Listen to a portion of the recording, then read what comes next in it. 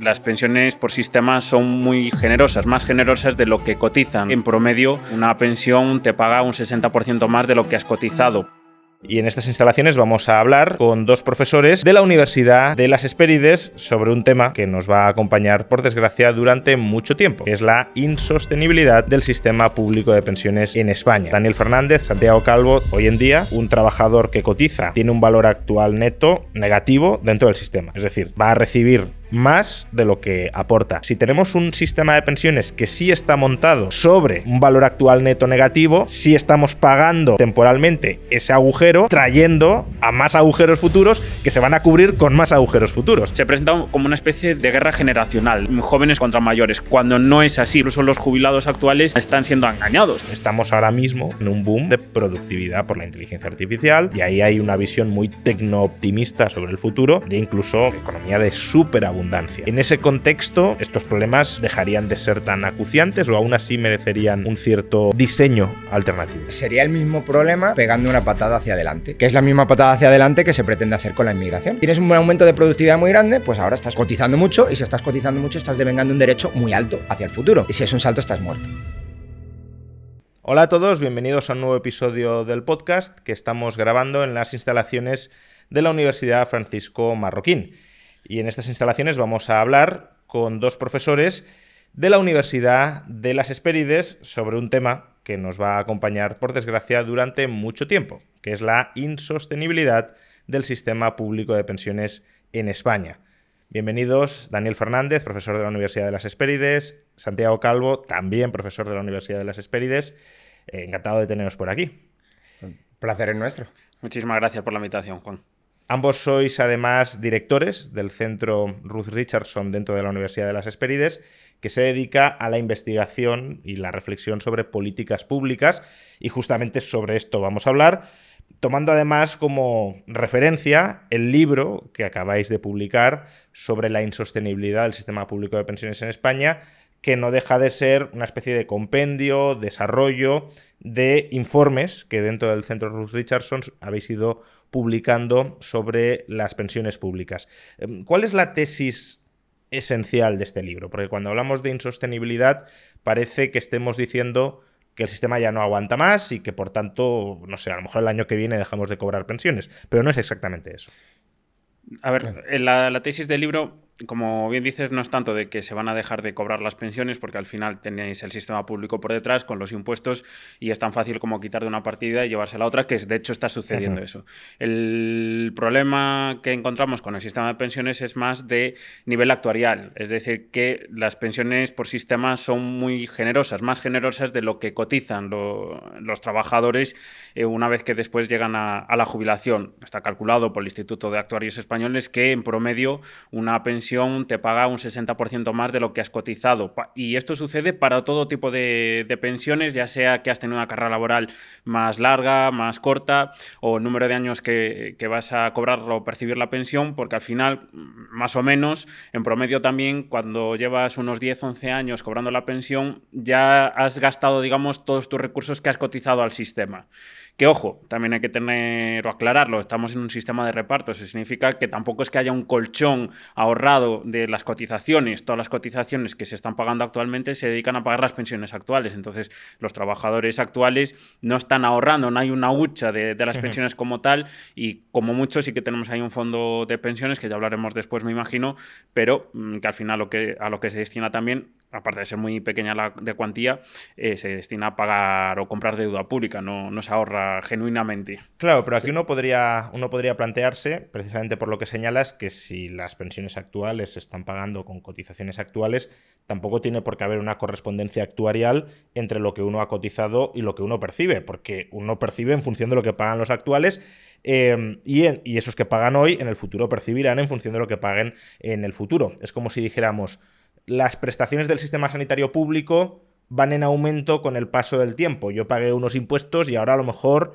conforme me he ido volviendo más viejo, recibo más de lo que pagué en su momento. ¿Por qué este razonamiento no es correcto y por qué vosotros decís que la equivalencia actuarial sí es el criterio de oro para establecer la insostenibilidad del sistema. Sí, la idea que nosotros establecemos está prácticamente metida en todo el libro, que es quizá una de las novedades que tenemos con respecto a los informes, es decir, si hemos aportado quizá un poquito más en el libro. No he pretendido decir que era solo juntar informes, o sea, hay una unidad narrativa que no está en los informes. Claro. Exactamente, y hay alguna otra cosa extra que hemos metido, pero efectivamente el corazón siguen siendo los informes del Centro Ruth Richardson. Pero la idea básica es que los sistemas de pensiones de reparto, a pesar de que yo considero que son subóptimos en comparación con un sistema de capitalización, sí pueden ser sostenibles y sí pueden entregar una rentabilidad positiva a la gente que está metida en el sistema, vamos, que está obligada a participar en el sistema.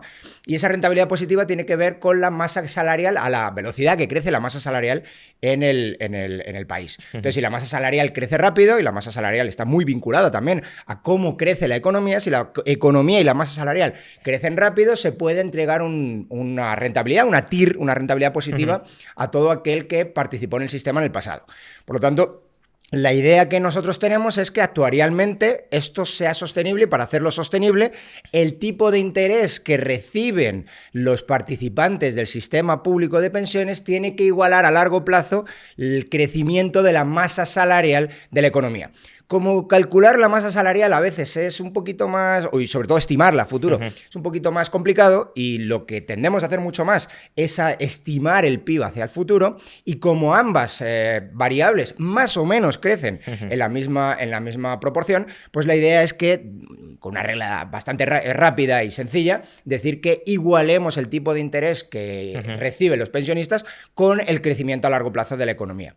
Como estamos hablando de crecimiento a largo plazo, eso no conlleva que todos los años tienen que cuadrar exactamente las cotizaciones con los gastos del sistema de pensiones, sino que a largo plazo tenderán a igualarse. Por eso, a veces es una regla un poco de andar por casa, pero es una regla sencilla para seguir y para seguir a muy largo plazo y para hacer que el sistema sí sea sostenible actuarialmente. Bien, dos comentarios sobre esto. El primero, sí que querría escuchar una aclaración por vuestra parte, porque a lo mejor mucha gente lo malinterpreta. Cuando hablamos de generosidad, no estamos hablando de que las pensiones sean extremadamente altas y den para pegarse miles de lujos, sino que son demasiado altas en relación con lo que el sistema puede pagar sosteniblemente a largo plazo, ¿no? Porque bueno, al final España es un país pobre y por tanto lo que puede pagar son pensiones bajas.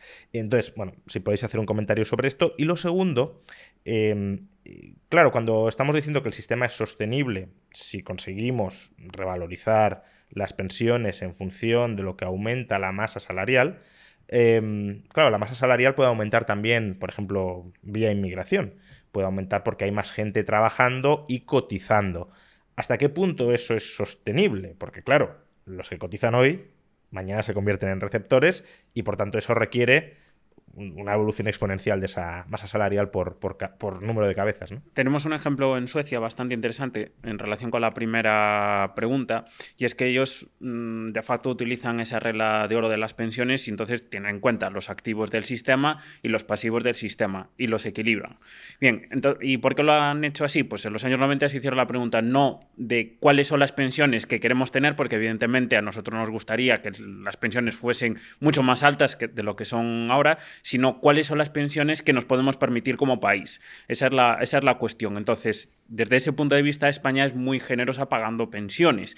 Tanto si lo medimos, por ejemplo, la ratio habitual de comparar el último salario con respecto a la primera pensión, ahí está por encima del 80% y salimos primeros en el ranking de los países más desarrollados, pero también teniendo en cuenta ese nivel de rentabilidad. La tasa interna de retorno del sistema de pensiones está en torno al 2,6% actualmente, teniendo en cuenta, por ejemplo, temas de mortalidad, etcétera, y está por encima del crecimiento promedio de la economía española. Lo ha superado con creces en los últimos años y las previsiones es que va a aumentar todavía más esa brecha entre lo que va a crecer la economía y lo que se ofrece a las pensionistas en esa rentabilidad. Hablamos de rentabilidad después de inflación. Efectivamente. Porque si no, sería negativa, claro. Sí, después de inflación. Es una tasa interna de retorno real y, por lo tanto, por eso hablamos de que es un sistema de pensiones generosos. Evidentemente, nosotros nos gustaría que las pensiones fuesen más altas. De hecho, en el libro proponemos complementar la pensión pensión pública, adecuar la pensión pública a las posibilidades del país, pero después la complementamos con sistemas de capitalización, ya sea vía planes de empresa, que ya existen en algunas zonas del país, como por ejemplo País Vasco, y con un ahorro voluntario también. Pero complementando la pensión tenemos un sistema de pensiones mucho más generoso y sostenible, y eso es lo que proponemos en el libro. Sobre el otro comentario que hacías, pues sí, evidentemente España... Bueno, yo no diría que España es un país pobre.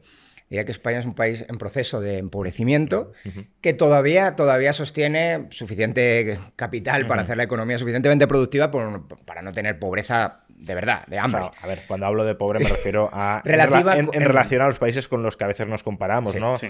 Querríamos vivir como Suecia, como Suiza. No estamos lejísimos. Al final España es un país de nivel renta media dentro de Europa. Tenemos un nivel de renta a comparación con la media de la Unión Europea de en torno al 90%. Sí. Entonces no estamos en la Champions League como se ha vendido alguna vez.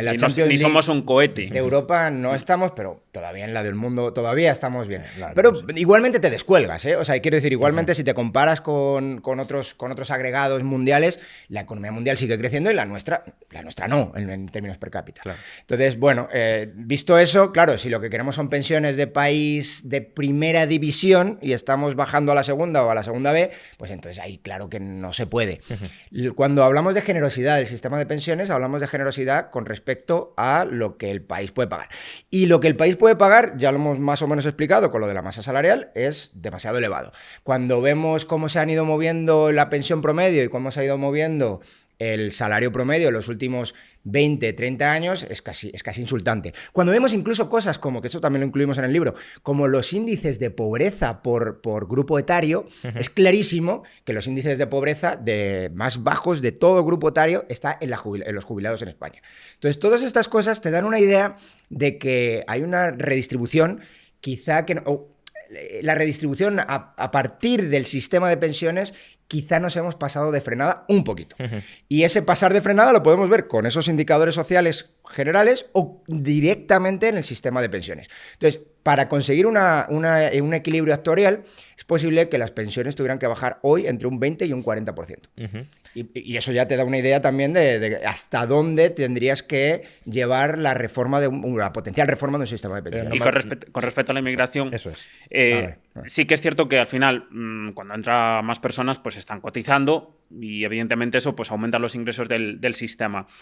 Pero ¿qué tipo de cotización o cuánto están cotizando esos trabajadores en relación a lo que después el sistema le tiene que pagar? Esa es la clave. Claro. Y claro, por ejemplo, los inmigrantes, datos recientes, pues tienen una brecha salarial con respecto a los nacionales de un 29%. Somos de los países con mayor brecha entre inmigrantes y nacionales. Eso significa que no estamos trayendo inmigración de alto valor añadido, si podemos decirlo de alguna manera, y por lo tanto, sí, es cierto, pues te mete cotizaciones en el sistema, pero es que después le vas a tener que pagar unas pensiones que realmente van a ser mucho más elevadas con respecto a lo que han cotizado a lo largo de su vida, y después también, evidentemente, generan ciertas tensiones en servicios como sanidad y educación, porque también te van a hacer esa demanda de servicios.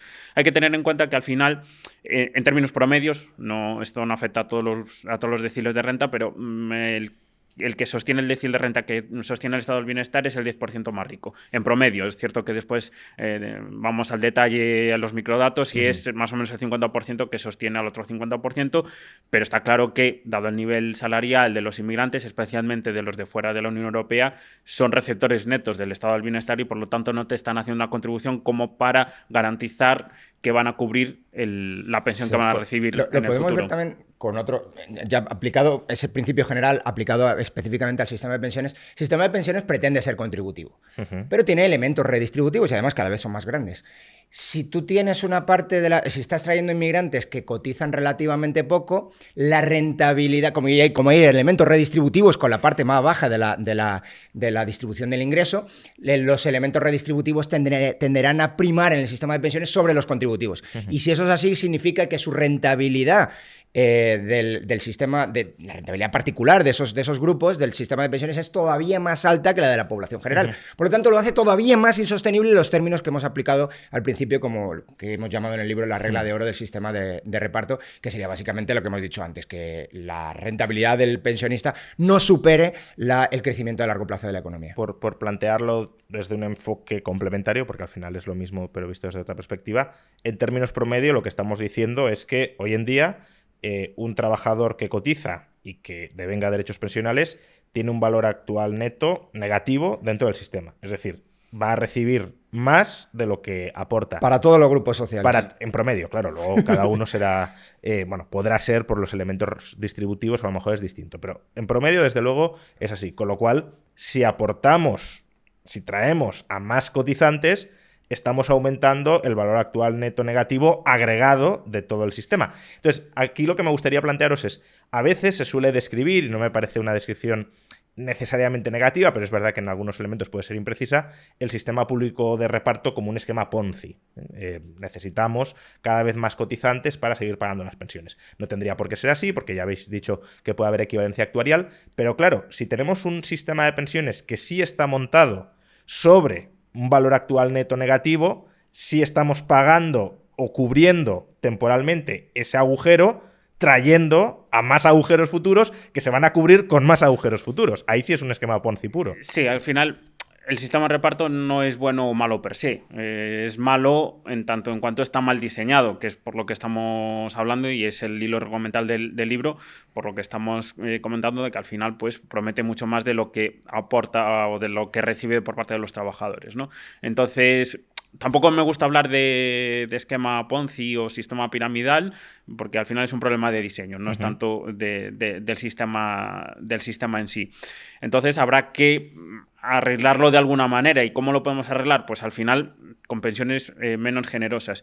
Pero, y es una cosa que nos llama mucho la atención, o al menos a mí me llama en particular mucho la atención, que cada vez que propones una reforma del sistema de pensiones, me ha pasado incluso hablando con algún político importante del Partido Socialista, que yo le he hablado sobre este tema, te niega la mayor, te dice que el sistema está de maravilla, funciona de maravilla, porque te saca el déficit oficial, claro, sin tener en cuenta que todos los años el Estado le transfiere a la Seguridad Social 60.000 millones de euros, pero claro, que te dice, no, lo que tú quieres es que tu abuelo se quede sin pensión, cuando no es verdad. De hecho, nosotros en el libro hacemos una hoja de ruta de cómo reformar y hacer el sistema de reparto sostenible, es pragmático, es decir, no estamos proponiendo de repente pasar a un modelo al chileno, ¿no? Y además que no afecte a los jubilados actuales porque no han tenido la culpa. Entonces se presenta como una especie de guerra generacional, ¿no? De guerra de jóvenes contra mayores, cuando no es así, porque incluso los jubilados actuales están siendo engañados. Mismo he visto muchas noticias en los últimos tiempos de gente que ha cotizado durante 40 años y llega a los 60 años y dice, pues me quiero jubilar porque he cotizado toda mi vida, pues ya me he ganado el derecho a jubilarme o jubilarme pues a los 60 años en vez de a los 67 años que te indica ahora la normativa, y no les deja, a no ser que reciba una penalización fuerte por parte de la pensión que va a recibir. Por lo tanto, ese es un engaño que el sistema también está ejerciendo incluso a los jubilados actuales, porque al final les promete o les ha prometido pues una pensión más o menos generosa, y al final está diciendo, no, pero que te vas a jubilar según los criterios que nosotros decidamos. Es decir, el sistema obedece a criterios políticos. Eso está claro. Y nosotros lo que queremos es que salga del criterio político y tenga reglas automáticas, que no dependa del Partido Socialista, del Partido Popular o quien esté en el gobierno de cuánto voy a cobrar y de cuándo voy a cobrar. Automáticas solo, y ¿no? transparentes. Porque la idea también un poco, el sistema de pensiones como está diseñado no lo entiende nadie. Tú le metes unos datos a tu jubilación y el sistema te devuelve una cifra. ¿Y esa cifra cómo se calcula? Pues, hombre, hay unas reglas para hacerlo, pero esas reglas son muy raras. ¿Qué es una base reguladora? ¿Qué es el porcentaje sobre la base reguladora? ¿Cómo calcular esos porcentajes? Es un poco arbitrario. Y bueno, cumple los criterios, cumple unos criterios mínimos que sean para todo el mundo igual y todo eso, pero está bien. Pero la gente no entiende por qué es esa su pensión y no es otra. Y se puede quedar con la idea de que te están estafando en la caja negra de cálculo de la pensión.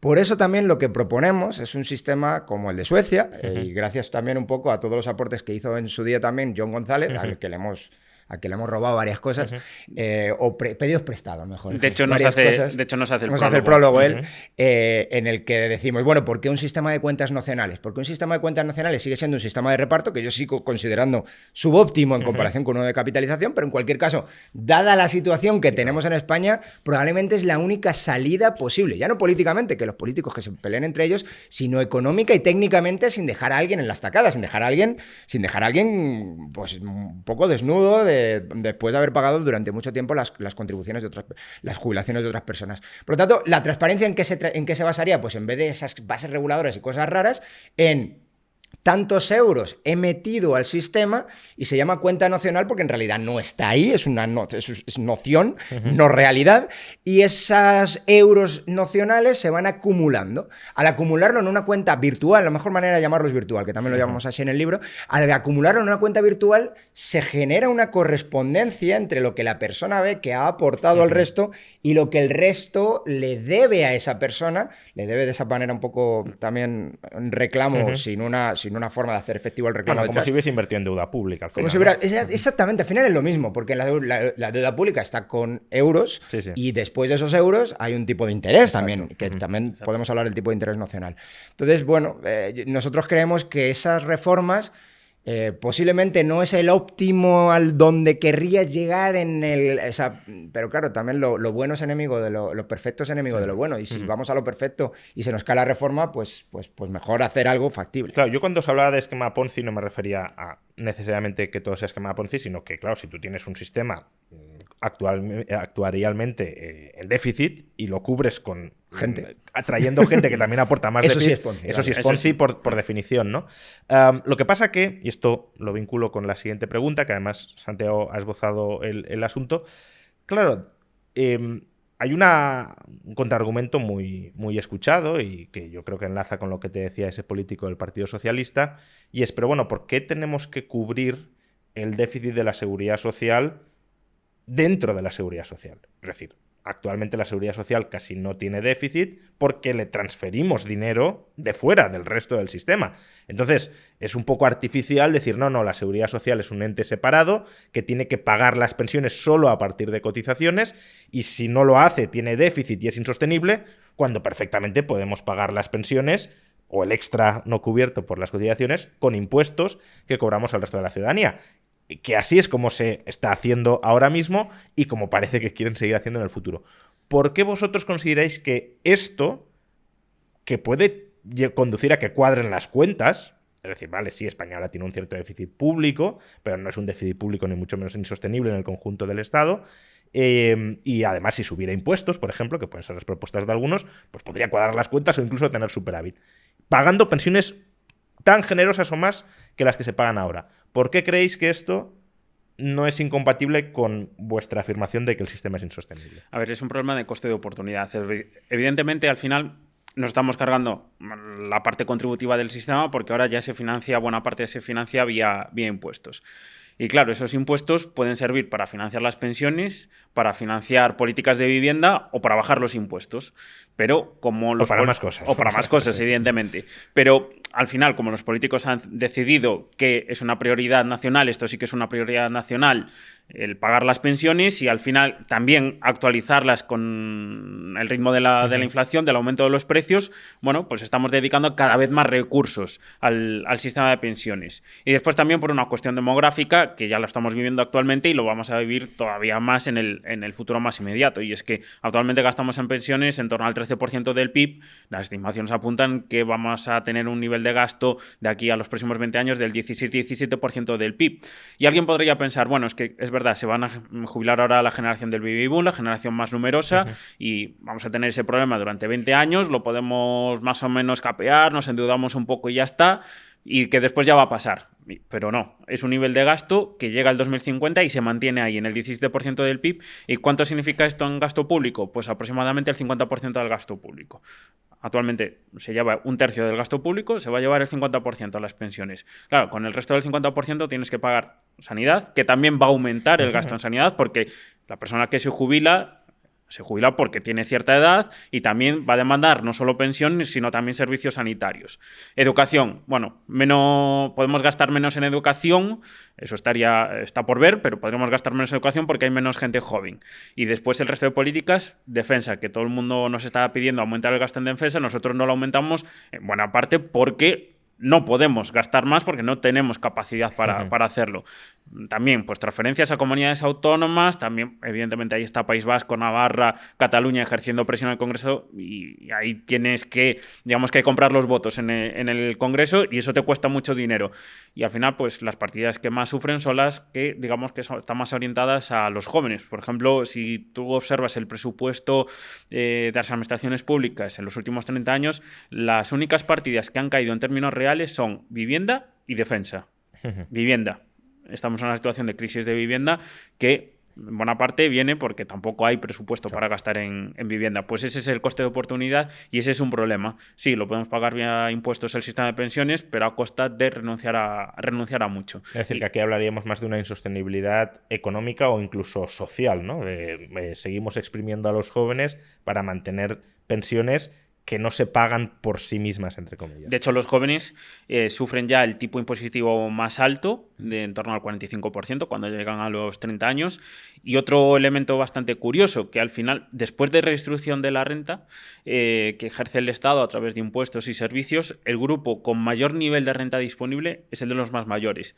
Es lógico que cuando entra el sistema redistributivo los jubilados pues acaben con más recursos por el sistema de pensiones. Lo que no es lógico es que pasen de ser el que menor renta antes de impuestos y transferencias, pasen a ser el que más recursos tenga. Aquí la ordinalidad no se aplica, ¿no? No se aplica. Y aplicar también un principio de hay redistribución de ingreso, pero tendremos que tener en cuenta quién tiene activos. Y clarísimamente las más mayores, porque han tenido también la oportunidad de hacerlo durante más tiempo, han acumulado esos activos y tienen la posibilidad no solo de conseguir ingresos de esos activos, que eso sí puede tener en cuenta porque sí entra en las cifras de ingresos, pero tendremos que tener también en cuenta que pueden desacumular esos activos para convertirlos en ingresos. Y si no tenemos eso en cuenta, lo que estamos haciendo es quizá exprimir a los que son pobres en términos de activos para darles a los que son ricos en términos de activos y no se produce la transferencia de activos. O las rentas en especie, ¿no? Que si tienes tu casa en propiedad, pues no... Exactamente, o rentas en especie que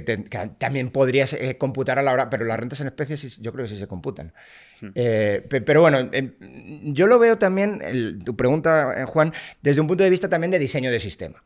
Si quieres un sistema redistributivo o quieres un sistema que sea principalmente contributivo. Lo que hay ahora es un sistema contributivo de reparto.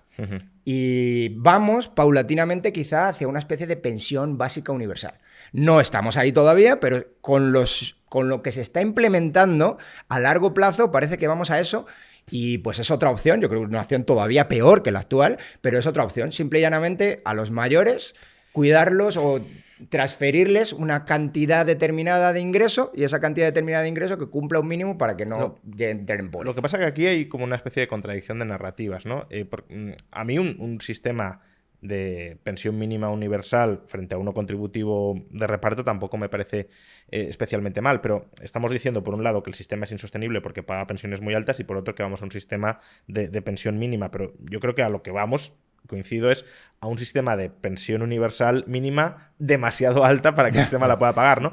Y eso sí es negativo porque no te permite modular la distribución intergeneracional o a largo plazo de tu ahorro, porque claro, los sistemas, no sé, que tienen pensiones mínimas, como Dinamarca, por ejemplo, claro, si uno quiere tener más renta a la jubilación, porque a lo mejor viene con un salario alto y quiere mantener su nivel de vida, durante la etapa laboral ahorran personalmente mucho más y construyen ese patrimonio. Pero aquí no dejamos que se ahorre, los metemos a todos en el mismo saco de contribución y al final queremos o vamos encaminados a que se vayan igualando pensiones mínimas y máximas y aún así a costa de la sostenibilidad del sistema, ¿no? Sí, una opción que a mí me ha gustado mucho, aunque la exploramos en el libro, que es la opción del sistema chileno de pensiones, como está diseñado hoy mismo, no como se diseñó en origen. Como se diseñó en origen, básicamente, que también está bastante bien, es un sistema de capitalización puro y ya está.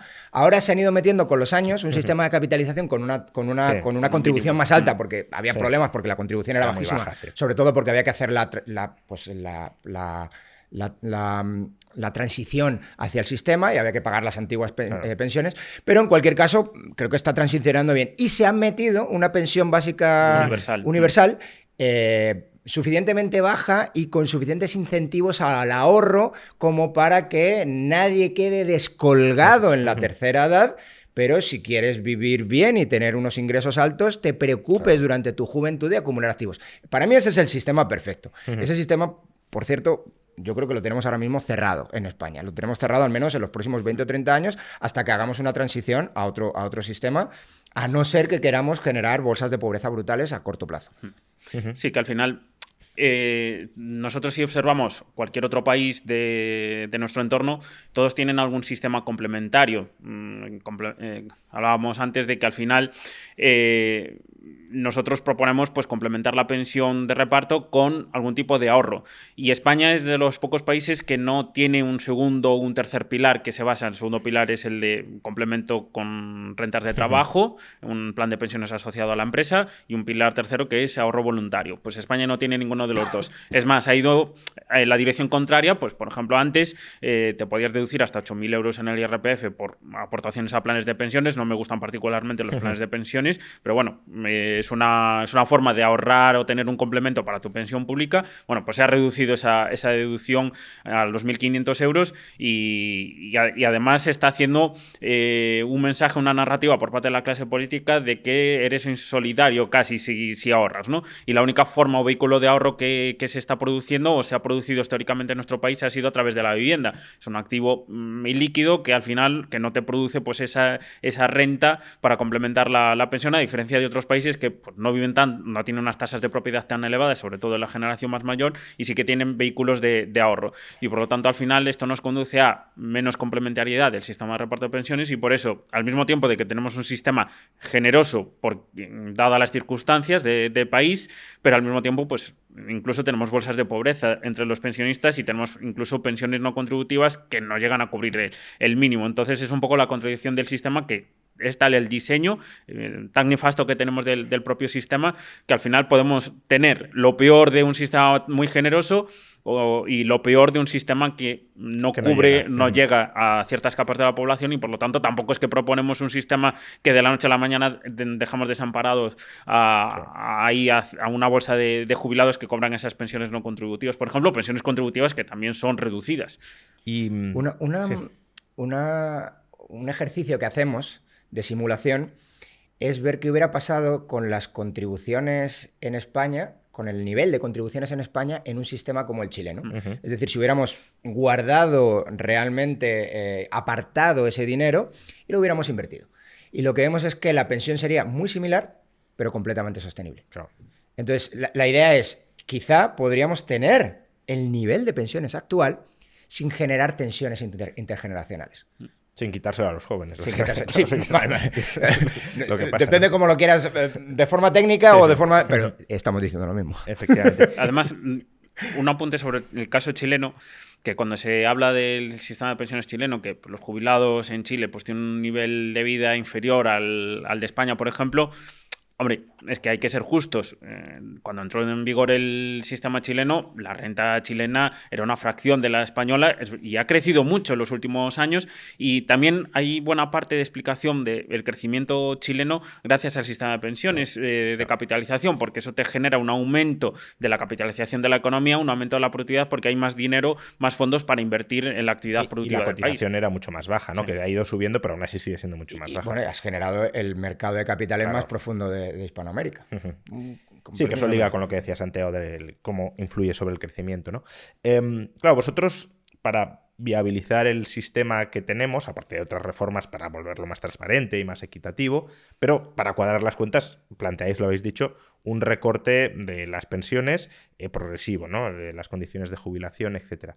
Pero hay algunos que dicen, no, esto se arregla recortando en otras partidas del gasto del Estado, pues duplicidades, despilfarros, corrupción, incluso desde una perspectiva más de izquierdas, pues subiendo impuestos a los ricos, etcétera. ¿Qué opináis de esas propuestas?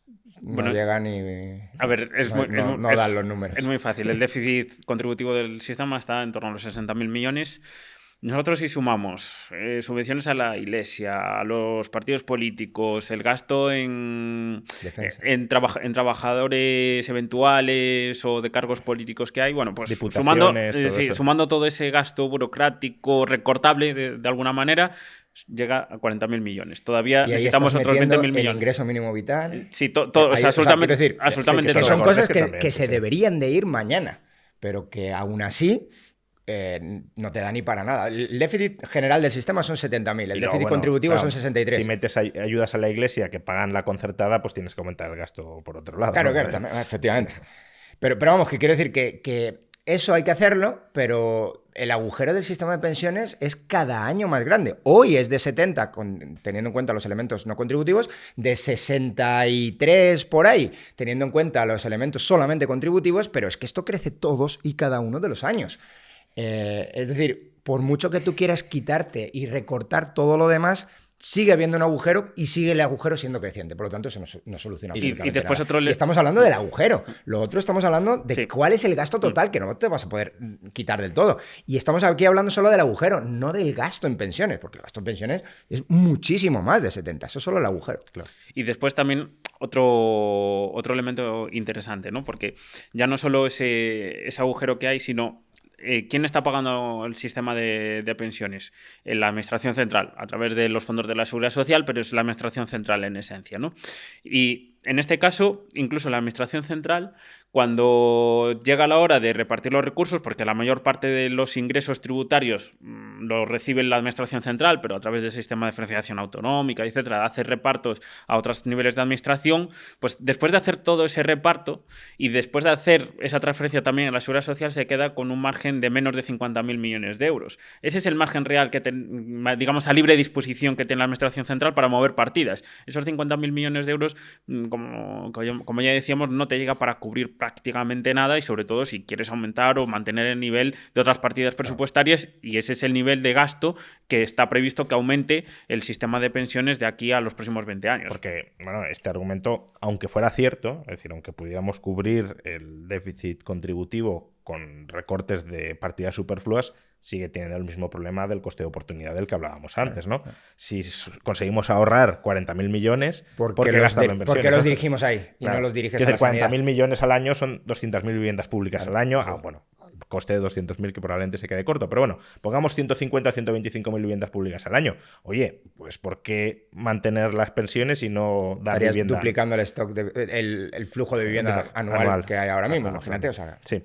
Escuchando esta conversación con Santiago Calvo y con Daniel Fernández, probablemente os estéis dando cuenta de que no es lo más prudente confiar toda nuestra jubilación a una sola fuente, el sistema público de pensiones.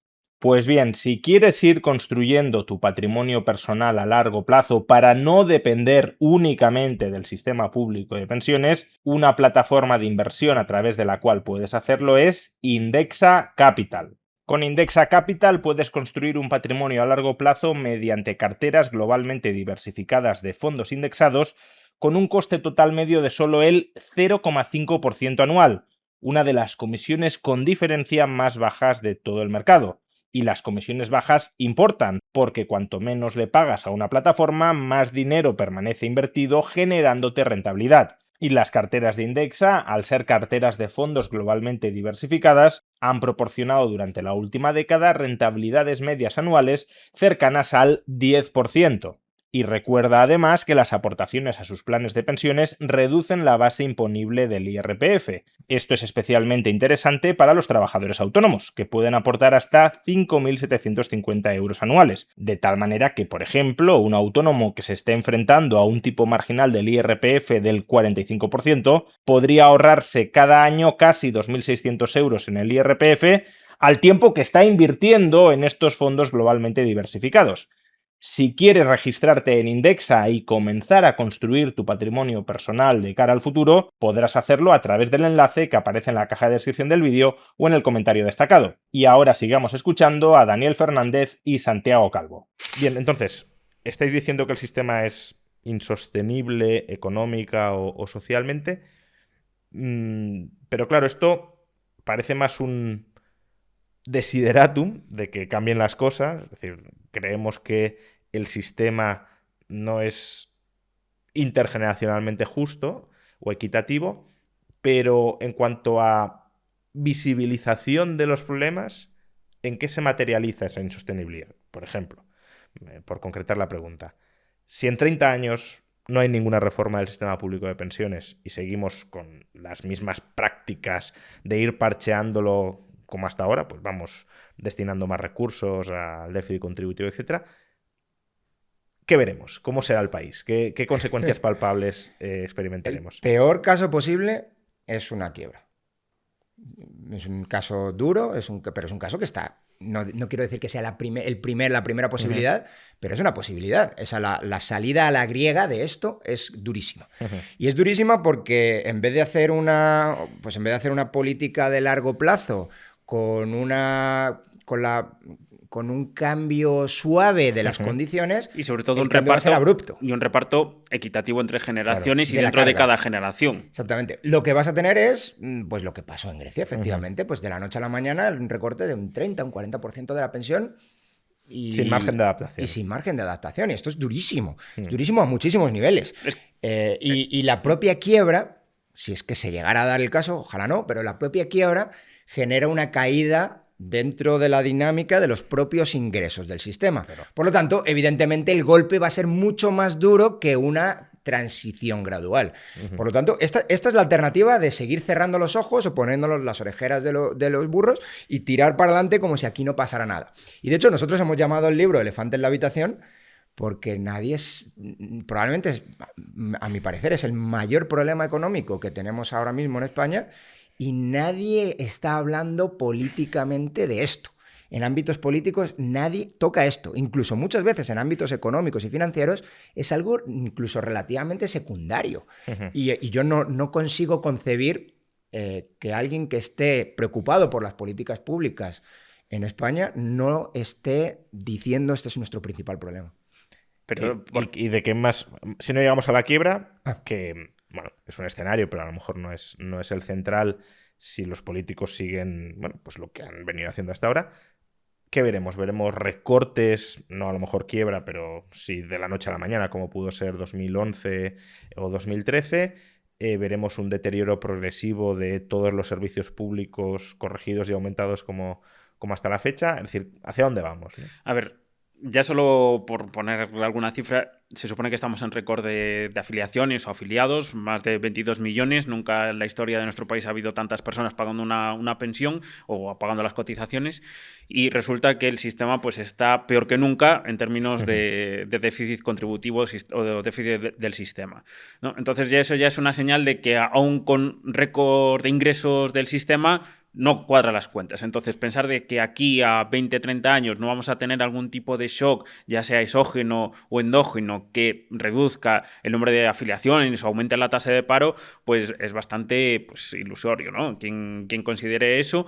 Entonces, pues está claro que en algún momento dado podemos tener alguna situación de crisis o de shock negativo y, por lo tanto, lo vamos a pasar muy mal durante esos años, porque el equilibrio tal cual lo estamos manteniendo es, claro, bueno, pues lo fiamos todo a que aumente la recaudación gracias a la inflación, y con eso, bueno, pues vamos tirando, ¿no? Que igual nos vamos a un déficit del 7 o del 8 fácilmente sin grandes sobresaltos, ¿no? Entonces, hombre, si estás ahora en el 13, gastando el 13 del PIB en pensiones, y las estimaciones, que además son unas estimaciones bastante optimistas, o sea, los supuestos de las estimaciones que utiliza la Comisión Europea para hacer las estimaciones del 17 que has hablado tú antes, crecer del 13 al 17 es un agujero del 4.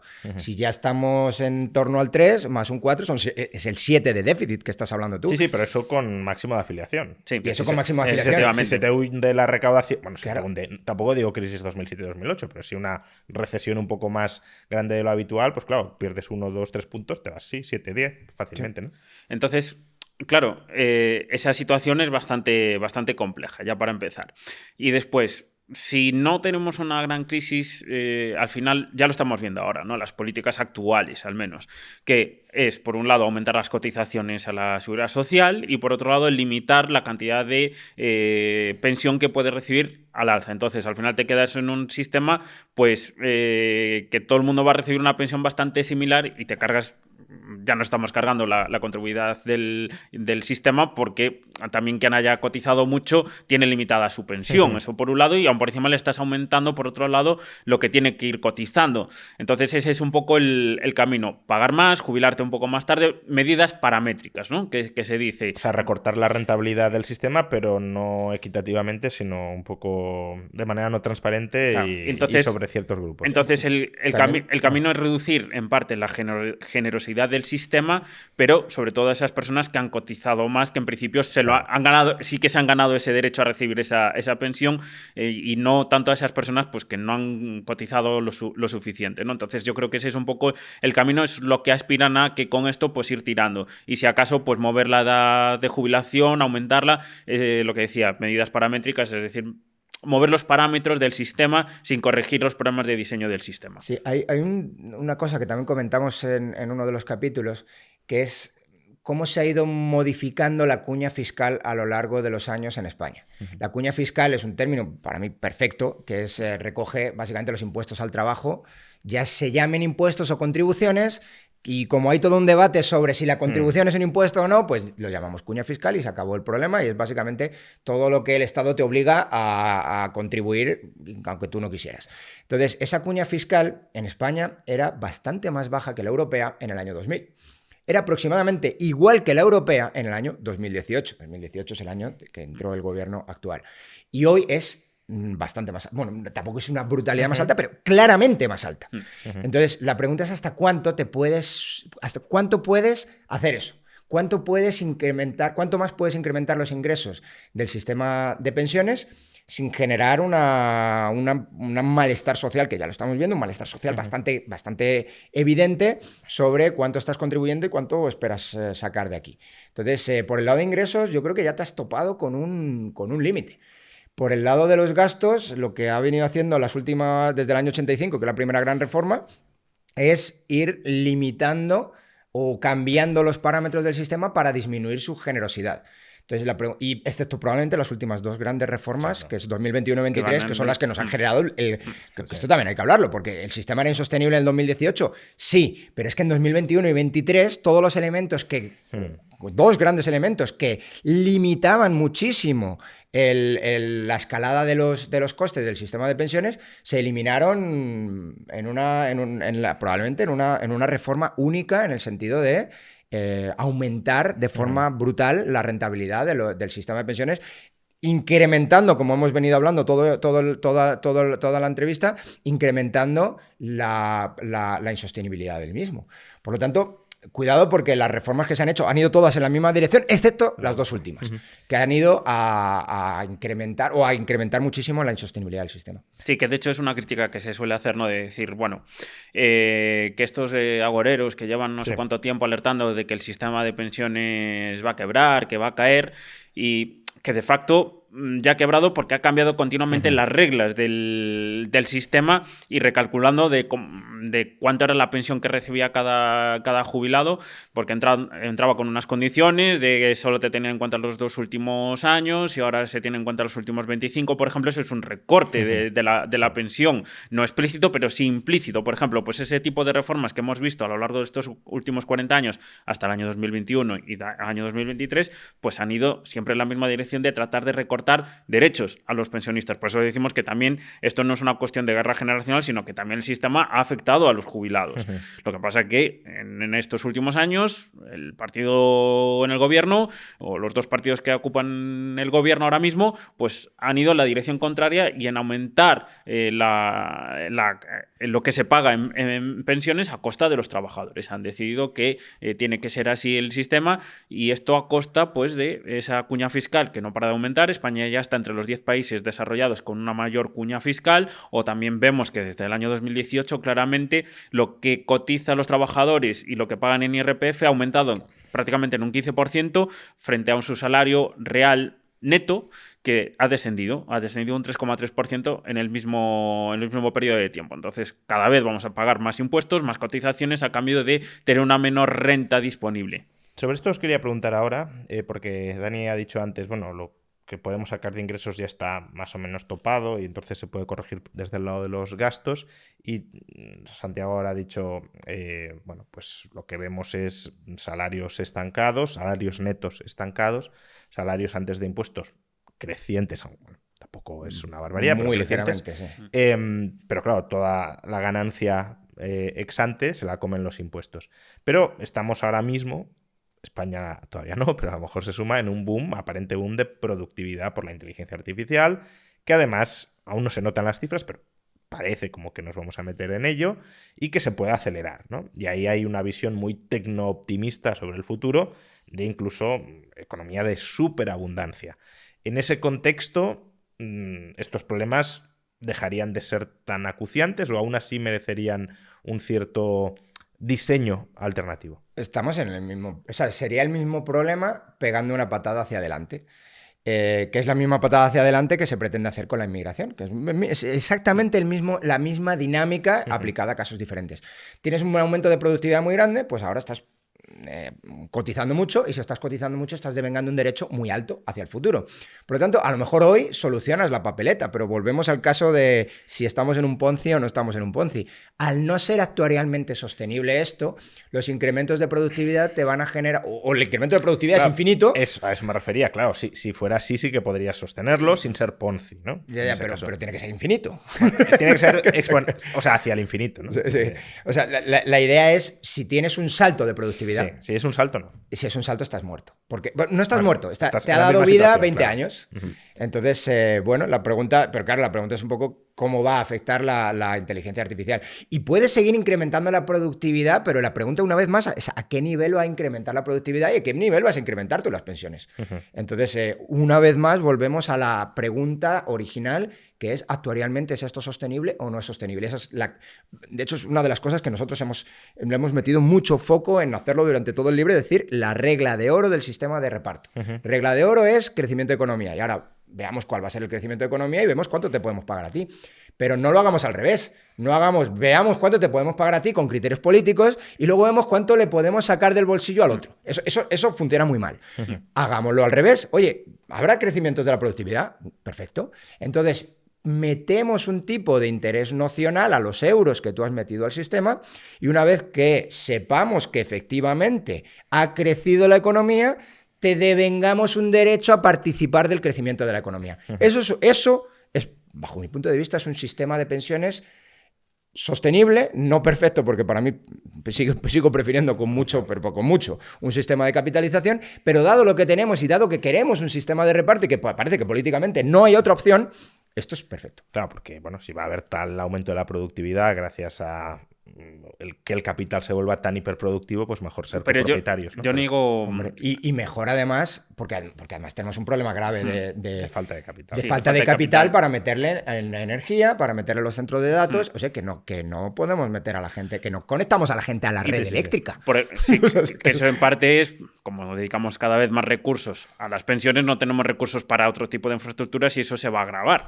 Y en parte las mejoras de productividad necesitan de inversión en ese tipo de infraestructuras, de las cuales ya no tenemos esos recursos. Por eso yo también niego un poco la idea de que, bueno, pues con la inteligencia artificial e innovaciones que pueda haber, que tengamos esas condiciones para adaptarnos, engancharnos a ese crecimiento esperado en otros países, sobre todo porque además estamos en Europa y estamos en España, y precisamente no somos amigos de dejar vía libre al emprendimiento, sino todo lo contrario. Primero le ponemos una regla y después ya preguntamos a ver si esto tira o no de la economía, pero primero lo regulamos y después ya dejamos que entre, pero primero es una regulación preventiva. La cuestión es si la externalidad positiva que nos llega, aunque sea muy diluida, es suficientemente potente como para hacernos aún así crecer mucho, ¿no? Que podría ser. Y después esto pues está también muy ligado con otro mito que se suele utilizar, o falacia de, bueno, pues el problema no son las pensiones, son los salarios de los empresarios que pagan salarios muy bajos.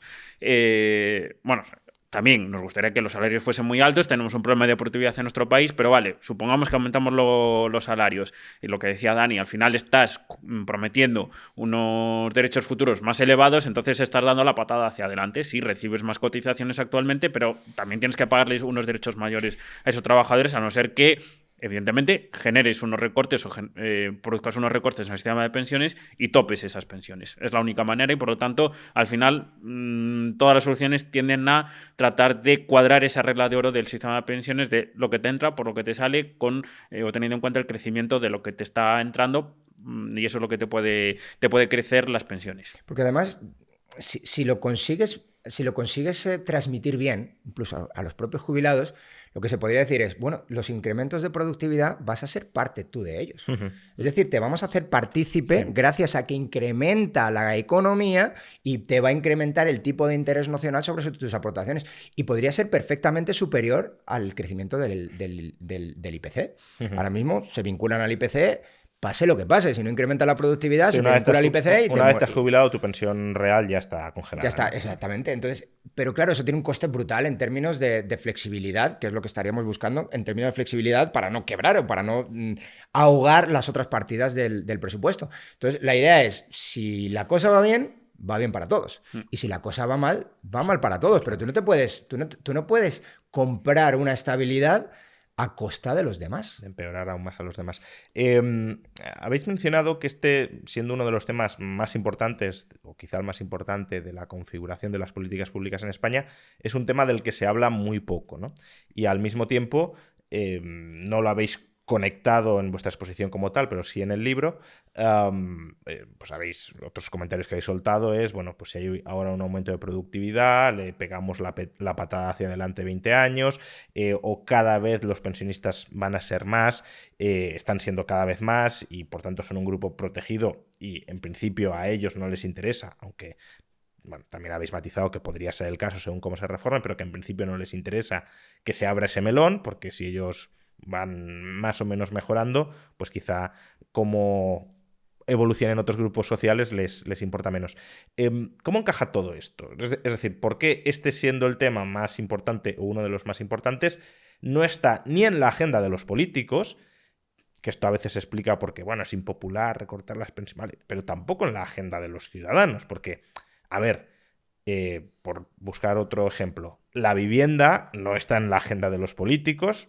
Sí hablan mucho, pero no hacen nada. Pero sí, yo creo que sí que está más o menos en la agenda de un cierto grupo de la población. Las encuestas del CIS son clarísimas. Sí. Por eso. O sea, es una cosa brutal. O sea, la gente está muy preocupada por eso. De hecho, otra cosa es que luego la mayoría de propietarios hable y tampoco quiere hacer mucho, ¿no? Pero bueno, sí está mucho más en el debate público y las pensiones no. ¿Qué pasa aquí? De hecho, que mencionábamos ahora lo de las encuestas del CIS, en los propios barómetros del CIS, los últimos se preguntaba qué opinaban de pues, el sistema de pensiones, si se pagaba mucho o poco, y resulta que el 50% te dice que el sistema de pensiones tendría que ser todavía más generoso, tenía que pagar pensiones más altas, y un 40% aproximadamente que el sistema más o menos está pagando lo justo. De hecho, perdona que os corte, por complementar un poco esto, ¿no?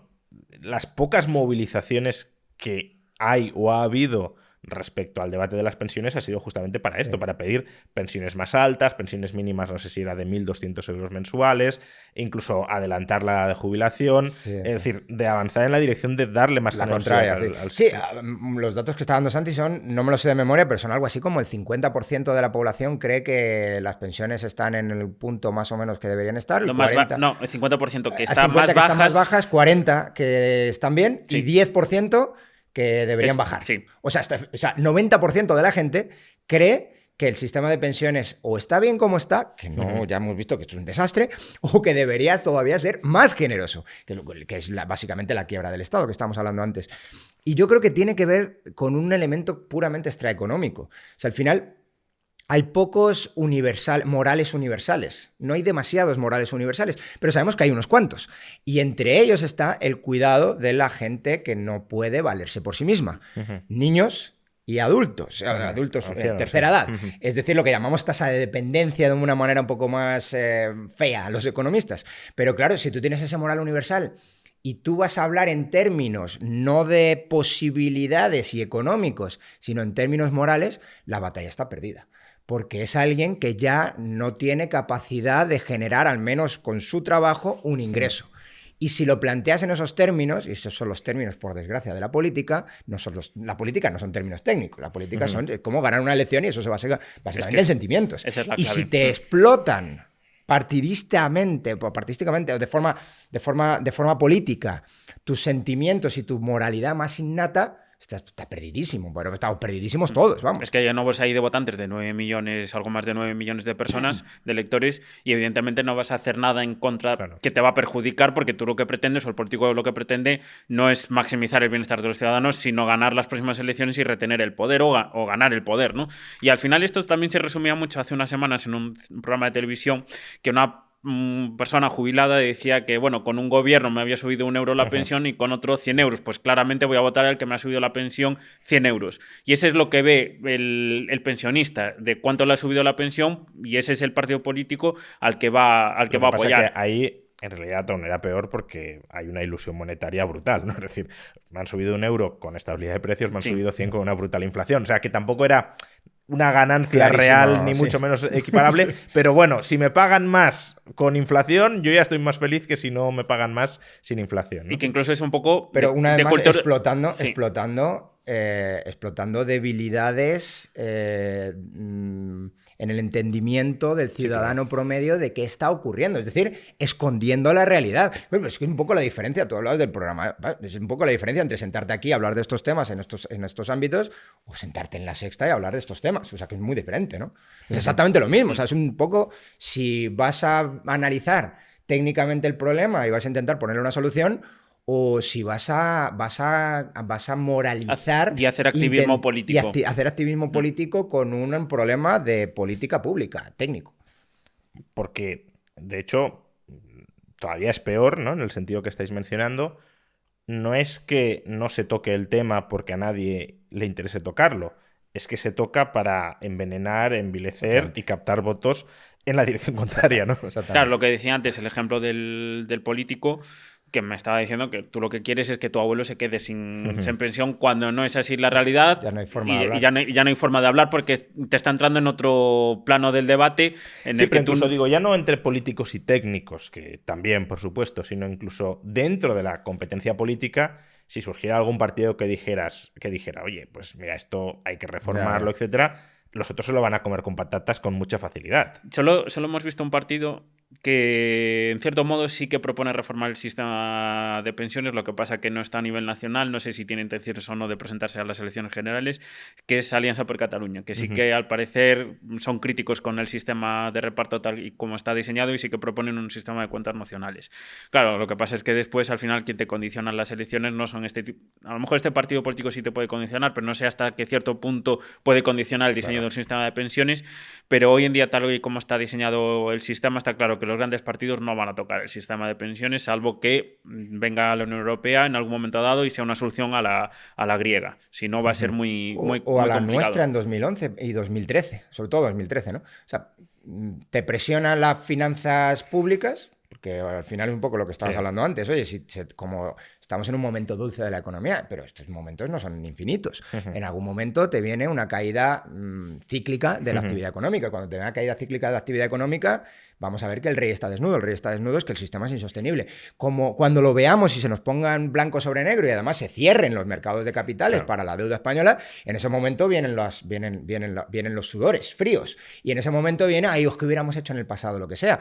Y en ese momento se buscará una cabeza de turco, políticamente también, por todo lo que está pasando ahora, que no se reforma, cuando se debe reformar, que es cuando la economía va bien. Claro, en ese momento haremos quizá una reforma muy positiva, como la del 2011 y sobre todo la del 2013, para introducir elementos de racionalidad en el gasto en el sistema de pensiones, pero se hará a lo mejor sin el consenso político. Y será mucho más costoso, porque también otra diferencia, por ejemplo, en el año 2011 teníamos aún empezaba el déficit en el sistema contributivo. Es que ahora estamos hablando de que lo tenemos en 60.000 millones de euros y sumamos todas las partidas de gasto en 70.000 millones de euros y aumentando. Entonces, ahí la situación de partida es completamente diferente. Y además otro elemento, que antes teníamos un fondo de pensiones que, bueno, era deuda pública, pero podíamos utilizarlo para financiar un proceso de transición. Ahora ni tan siquiera eso. Es verdad que tenemos un fondo de pensiones de 14.000 millones de euros, no te da para pagar ni una nómina de pensiones y además además que es la rentabilidad que tiene ese fondo de pensiones es mínimo, pero bueno. Se ha nutrido contra deuda, ¿no? Entonces tienes más activo, más pasivo, eso no vale para nada. El patrimonio neto ha sido... No como antes, que sí que era más activo. Antes había patrimonio neto positivo de la seguridad social. Tampoco daba para gran cosa, pero había. Sí. A ver, el tema es que en 2013 se considera ilegítima. Se consideró ilegítima porque venía la troika a imponernos algo. Y en cuanto se pudo, en cuanto llegaron pues, las izquierdas al poder, dijo esto no es legítimo y lo quito por la vía del 2021-2023, que se reforma y se elimina toda racionalidad, que eran medidas bastante buenas para sostener el sistema público de pensiones y que, por cierto, las estimaciones son que hubiera sido sostenible. O sea, yo no sé hasta qué punto, ya para ir terminando, no sé hasta qué punto el argumento es... Y en ese sentido todavía es peor, ¿no? De que era ilegítimo, porque la de 2011 también se hizo con la presión de la Unión Europea, pero como la hizo el PSOE, pues queda salvaguardada. Yo creo que es más bien, como las izquierdas en 2013 estaban fuera del poder, dijeron aquí tenemos un filón de votos también, claro, y vamos a erosionar al Partido Popular, a cualquiera que hubiese estado en el poder, me da igual, utilizando las pensiones como argumento electoral. Y luego, claro, son rehenes de sus propias promesas. Eso se vio con mucha claridad, ya no en el PSOE, sino en Podemos y toda la izquierda más radical, que directamente estaba diciendo, no, hay que bajar la edad de jubilación, hay que subir las pensiones. Cuando dices, oye, si es que incluso con esto ya es complicado, pues sí. Pero claro, luego el PSOE también se suma a ese discurso, no digamos ya si gobiernan en coalición, y así tenemos las reformas de los últimos años. Sí, o sea, al final el tema que estamos rondando estas últimas preguntas son si hay una especie de secuestro democrático de un grupo de votantes. Porque sí son poderosos, porque tienen una clara... Claro. Es que esa es la... Al final es public choice puro esto. O sea, al final es, estamos organizados y vosotros no. Entonces, pues estáis muertos. Tenemos un interés común muy claro, el resto no, pues ya está, hay mayoría. Entonces, eso es además podemos explotar moralmente, nos podemos explotar moralmente. Sí. ¿O qué quieres? ¿Matar a tu abuelo? Sí. Claro, la respuesta es que quieres matar a tu nieto, pero bueno, en cualquier caso. Daniel Fernández, Santiago Calvo, profesores de la Universidad de las Hespérides, muchas gracias por vuestra presencia. Dejadme, además, que os cuente ahora, antes de terminar, que como os he dicho al principio de la entrevista, estamos en la Universidad Francisco Marroquín con 2 profesores de la Universidad de las Hespérides y justamente podéis estudiar tanto en la Universidad Francisco Marroquín, que es una universidad presencial, como en la Universidad de las Hespérides, que es una universidad online. Pero si uno quiere combinar la presencialidad con la modalidad online, también podéis, porque la Universidad de las Hespérides y la Universidad Francisco Marroquín tienen un convenio por la cual, si te matriculas en ambas, a través de ese convenio, terminarás obteniendo el título de ambas universidades cuando te gradúes y además podrás combinar la presencialidad de las clases que tú escojas en Madrid con la modalidad de impartición de clases online a través de la Universidad de las Hespérides, ya digo, para aquellas materias que cada uno de los alumnos así matriculados escojan. Por tanto, si ya para el siguiente curso académico que empieza en septiembre queréis, por ejemplo, vivir en Madrid y acudir a las aulas de la Universidad Francisco Marroquín, donde algunos damos clase, a recibir clases, y luego en otras materias a las que no queréis acudir a clase porque a lo mejor os interesan menos o porque el profesor que la imparte online os gusta mucho, pues también podéis, a través de la Universidad de las Hespérides, en ese convenio, combinar como vosotros queráis. Tenéis más información sobre todo esto en los enlaces que os adjuntaré en la descripción del vídeo del comentario destacado. Y además podréis tener a Dani y a Santiago, y a mí mismo también, como profesores en grados como el de Economía, que también tenéis en la Universidad Francisco Marroquín y, por supuesto, en Hespérides. Pues muchísimas gracias, lo he dicho. Ha sido un placer. Muchas gracias, Juan. Hasta otra.